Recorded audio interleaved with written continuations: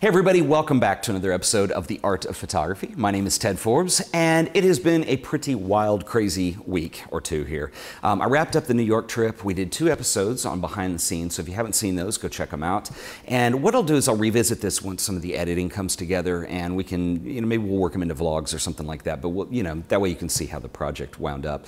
But it's interesting because the topic I want to talk about today, we're going to go back a little bit into some of the philosophical things that we have done on the show before, but not in a while.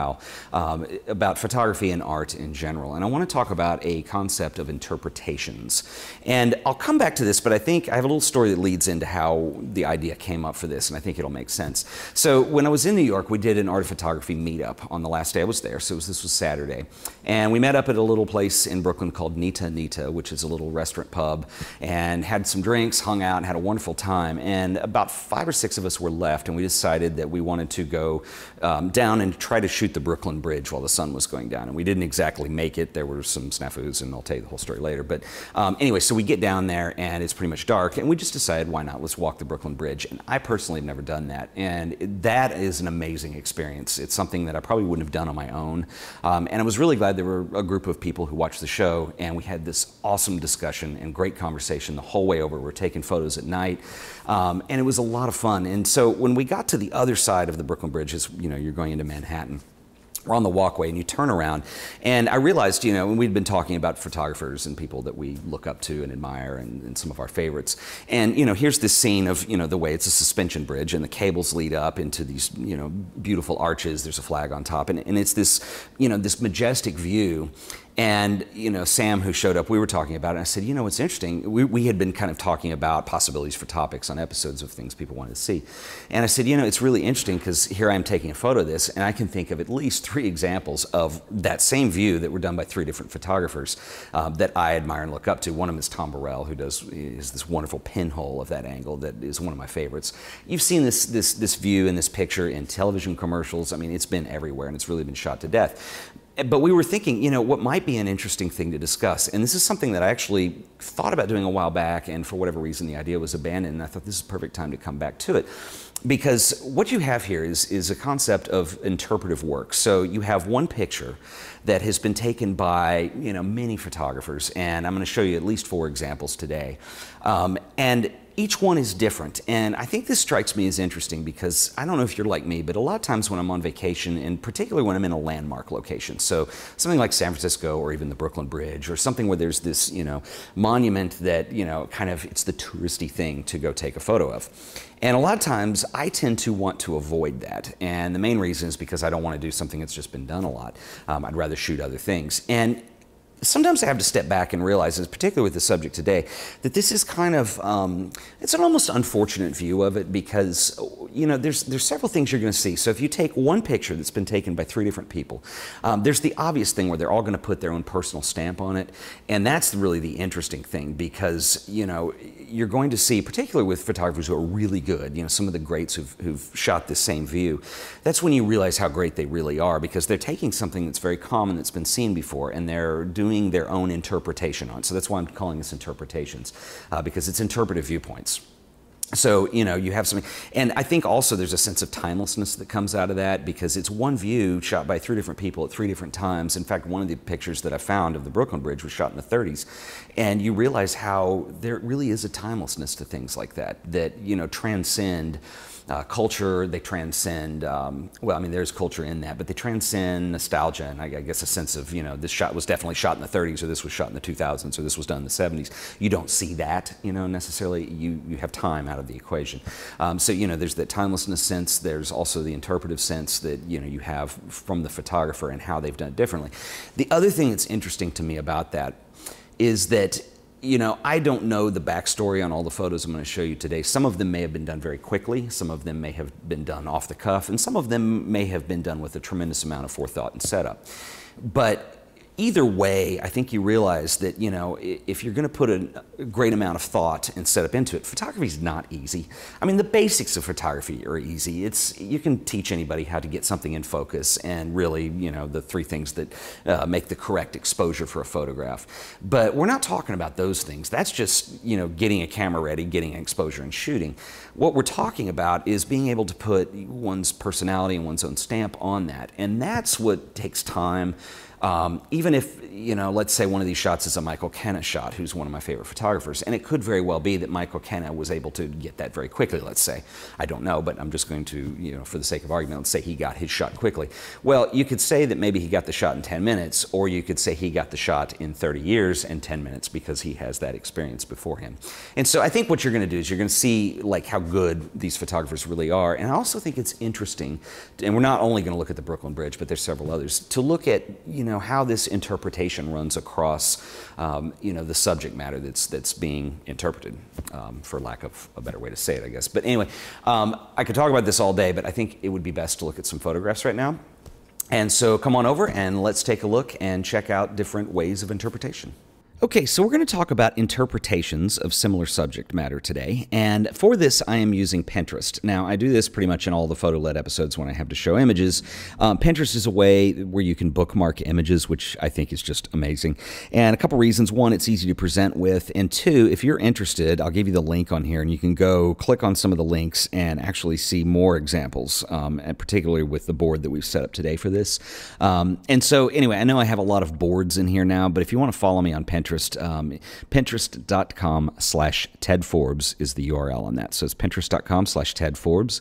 And the board we're using today, I'll go ahead and give you the URL on that. It's Pinterest.com/Ted Forbes/interpretations is what we're looking at.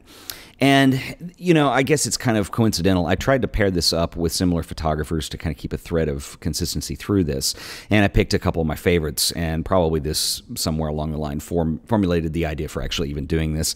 But basically, the photographers you're going to see a common thread with here are Hiroshi Sugimoto, Tom Burrell, Michael Cana, and there's a couple others. Abelardo Morell, who's another one of my favorites. And we've got some other people mixed in here too, including Andy Warhol and some other stuff. Anyway, so what we're looking at here is basically interpretations of the same subject. And I want to start with the Brooklyn Bridge because this is pretty much what inspired the thought behind this episode. And, you know, this is one of my favorite Tom Burrell images, and I'm sorry, it does not fit on the screen exactly. That's what Pinterest does with large images sometimes. But anyway, this is Tom Burrell's shot of the Brooklyn Bridge. And this is almost where we were standing when we were talking about this, and the idea came back up when I was talking to Sam about, you know, what we would do in this episode and, you know, with this whole idea of interpretive photography. We were actually on the other side of these arches, but this is on the Brooklyn Bridge, towards the end of the bridge, looking almost into Manhattan. You can obviously, this was before 9/11 because you can see the World Trade Center towers there on the left-hand side of the image. And Tom Burrell did a whole series of New York shots, which included fairly well-known landmarks, and we're going to see a lot of those in this episode today that we're talking about. And Tom is one of my favorite photographers. He started out his career as Mapplethorpe's printer and had, you know, a real surge in popularity in his own work in probably the 90s, early 2000s. And one of his first series that he did was these landmarks in New York. And so what we have here is, you know, if you've ever been on the Brooklyn Bridge, this is a stunning view. He took this with a pinhole camera, which I think lends itself to some of the beauty and, you know, the nature of a lot of the flavor you get off this photo. For instance, the high grain that's going on here. You can barely see the American flag at the top of the Brooklyn Bridge there. And anyway, this just really has a gritty look to it. But, you know, compositionally, you have this wonderful sense of symmetry. You know, this is kind of the stock shot you see people get a lot. But the symmetry is broken, obviously, by the landscape in the background with the World Trade Center and then the textures in the clouds. Beautiful image. Now, if we consider the same view, you can see that we have photographers who have very different interpretations of this. For instance, here's Hiroshi Sugimoto. And Sugimoto, I think this is the other side of the bridge, probably looking into Brooklyn, I'm thinking, or it's a slightly different vantage point. I'm looking at the landscape below. But this is a series of images that Sugimoto is kind of known for. And the whole concept of these is they are taken with a focal range of ×2 infinity. Now, what that means is, you know, if you figure out where you're going to be in focus on a view camera, where you have slidable standards where you can move the lens, and you get this perfectly in focus at f16, f22, even f64. And what you do is you increase the focal distance, and then you can actually double that. And what it does is it throws it out of focus, is the idea. And, you know, it's kind of a somewhat intellectual concept, but I love the way Sugimoto is kind of known for these blurry architectural works. It's a real stamp on his style. There's a dreamlike quality to them. There is a real abstraction that you start to get out of this. But, you know, basically you have the same view, sort of the Brooklyn Bridge, basically the same subject matter here, and back to Burrell's shot, taken two completely different ways by two completely different photographers. And there are more. And I'm sorry, this image is a little small, but this is Michael Kenna's interpretation of it. Michael Kenna is a British photographer, alive and working today. He's one of my favorites. I find his work just absolutely stunning. And this has all the Kenna trademarks in it. He chose to break the symmetry by shooting this slightly diagonally. He shoots medium format, typically Hasselblad, square images. And his work, he shoots on Tri-X, and he goes for a really high contrast look in the way he processes the film and develops his prints. And it has those trademark characteristics. So you have high contrast, so that, like, no detail in the stone that makes up those arches. Again, the flag is kind of negligible because it's barely visible, but the suspension bridge and the suspension cables on this are very high contrast to either sunrise or sunset, where you probably got the effect. I want to say this was probably taken in the morning, where you have dew that is on that wood plank that you walk across, because it has a luminescence to it that I think is just gorgeous. And you're going to see that a lot in Kenna's work, you know, with this high contrast, but with these really lush things that happen in the highlights a lot of times. And that's a trademark of what you're seeing here. It's simply gorgeous and stunning. I mentioned earlier kind of a timeless quality that some of these images have. And this is Alexander Allen from 1938. And you can see that, you know, there's really, you don't, I guess this image does have a little bit of a sense of that, because you have this figure with the hat on in the front, and it's slightly taken from further back at the, you know, where you see the suspension cable start to come up. But, you know, really, these images transcend time in a lot of ways. They could have been taken at any point, you know, and I find that pretty fascinating. Slightly different vantage point of the Brooklyn Bridge. This is Eugene Desongyang. This was taken during the building of the bridge, so pretty early on. And this is the underside of the bridge. And actually, this is one where I would say go ahead and click the image if you're looking at this on Pinterest, because I got this off of a blog where they were talking about a lot of Eugene's photographs during the construction of the Brooklyn Bridge and some other bridges in Manhattan too. Here's the Williamsburg Bridge with you used to have the WSS in front.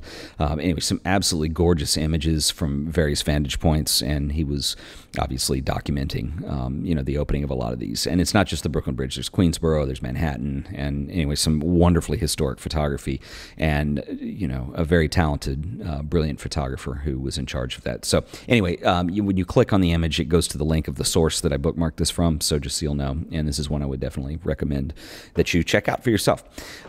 Also, quite similar to, slightly different vantage point. And hang on, before I go to that one. Okay, so we have Eugene Desongyang, and then we have here Michael Kenna again. And again, the underside of the Brooklyn Bridge. You know, very different times in this one. I guess because of the horse-drawn carriages, you do start to sense timelessness, or you lose timelessness. They become stamped with the date. But anyway, two different interpretations from two very different times of similar vantage points. So anyway, you can kind of see where I'm going here. One I skipped accidentally. We go back to this view. This is one that Tom Burrell did. Or excuse me, not Tom Burrell. This is Abelardo Morell. And what I love about this image is I've covered Morell on this show before, sort of. Not exclusively, but I've talked about his process before. And he shoots a very complex process of working with a camera obscura. And what he's literally doing is, camera obscura is if you were in a dark room and you poke a hole in, you know, what's covering the window, you essentially create a pinhole lens onto the room. I have a whole episode. It's one of the very first ones I did on camera obscura.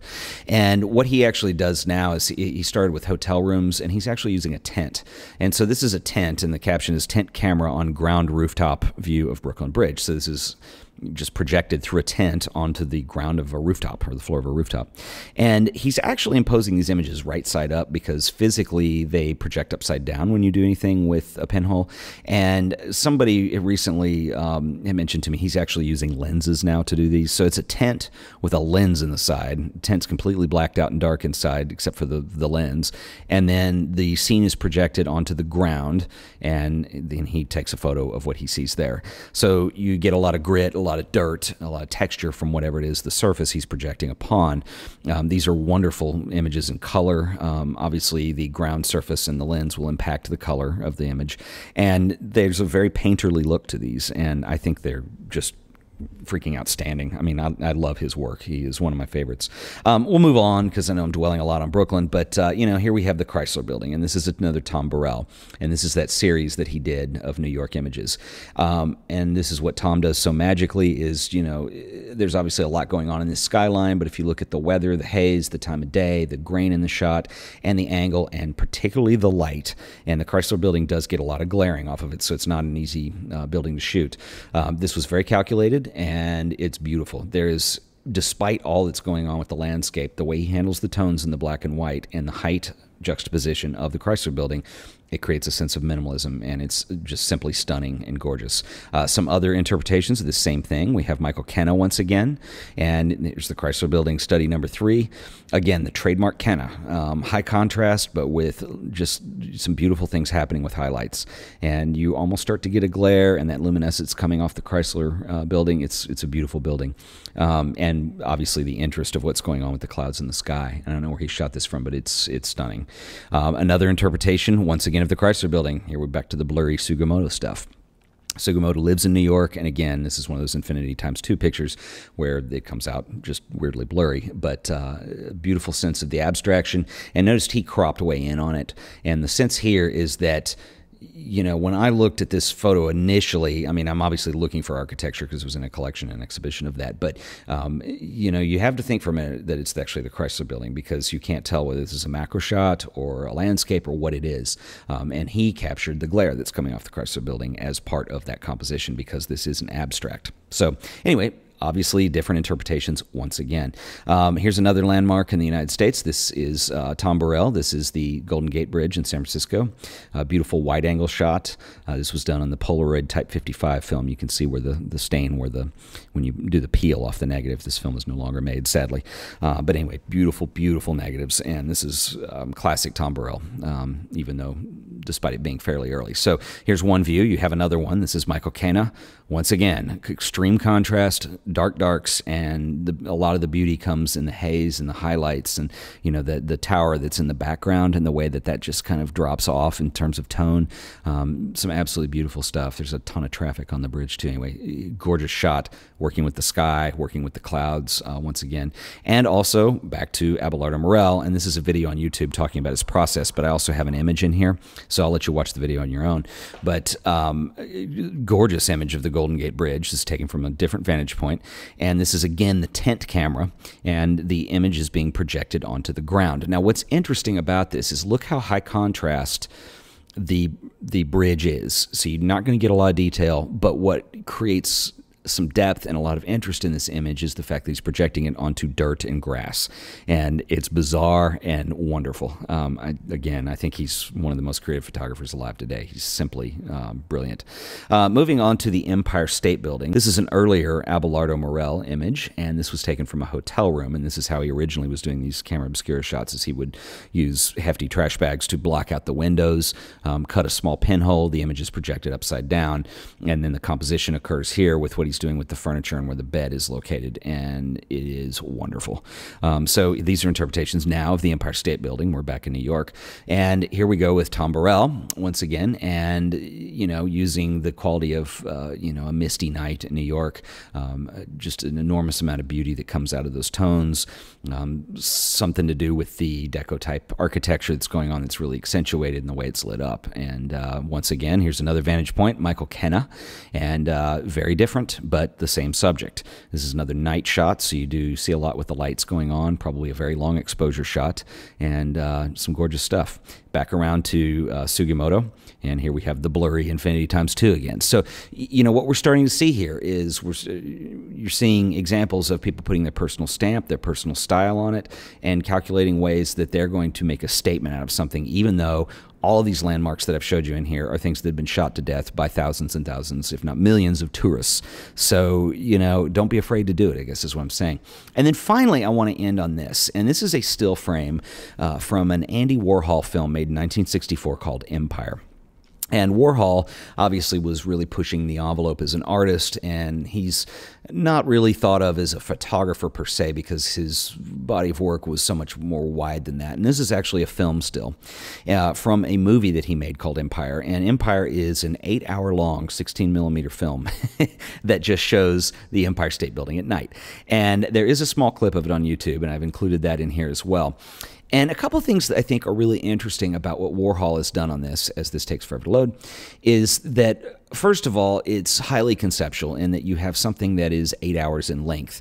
It's basically a still in real time, as kind of how I see or interpret what Warhol's idea with that is, and just showing how the Empire State Building behaves over an 8-hour stretch of time. This would be a very difficult movie probably to sit through. There's no plot. It is very long. And at some points in the film, you see actually Warhol's reflection. He shot this from an office building and through the window. And you actually, at several points in the film, and I don't know if they show up in the YouTube clip or not, YouTube is an excerpt. This isn't the full 8 hours. It's only 6 minutes. But you will actually see Warhol, you see the little reflections occurring in the glass right now. You'll see Warhol changing the reel at times. Anyway, I don't remember how many reels comprise this, but a lot. When it was edited down for the feature film presentation for its debut, the editor actually had some of the reels in the wrong order, and so and Warhol ended up kind of liking that, so that kind of became the standard for which this piece was conceived to be, so to speak. Anyway, so it's very weird, very 60s, very Warhol, but once again, you know, we have yet another interpretation of the Chrysler Building that has something highly original, highly unique, whether it's your bag or not. You have to agree with me, I hope, that, you know, Warhol was certainly doing something with it that was highly personalized and, you know, in his style. So anyway, go check this out. This is pinterest.com/TedForbes/interpretations. I will link everything in the show notes so you can go check it out for yourself.